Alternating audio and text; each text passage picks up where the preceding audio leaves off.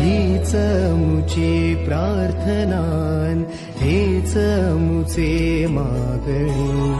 माणसाने माणसाशी माणसा समवागणे.